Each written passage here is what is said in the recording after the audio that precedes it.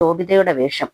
വെള്ള നിറത്തിലെ കുർത്തയും മുണ്ടുമായിരുന്നു നാഗചൈതന്യയുടെ വേഷം. Pastel pink നിറത്തിലെ കുർത്തയും പാന്റുമായിരുന്നു നാഗാർജുനയുടെ വേഷം.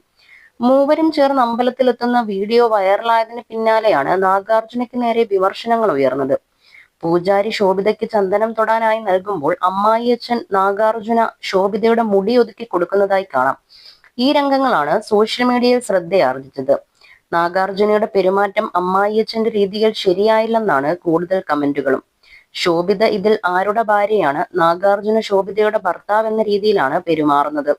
മുടി മാറ്റിയിട്ട് കൊടുക്കേണ്ട സാഹചര്യം ഇല്ലാതിരുന്നിട്ട് പോലും നാഗാർജുന എന്തിന് ഈ വക കാര്യങ്ങൾ ചെയ്യുന്നു എന്നായിരുന്നു മറ്റൊരു കമന്റ്.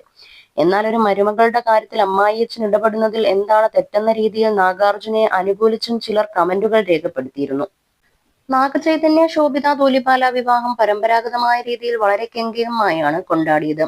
വിവാഹത്തോട് അനുബന്ധിച്ചുള്ള ഓരോ ചടങ്ങിന്റെയും ചിത്രങ്ങൾ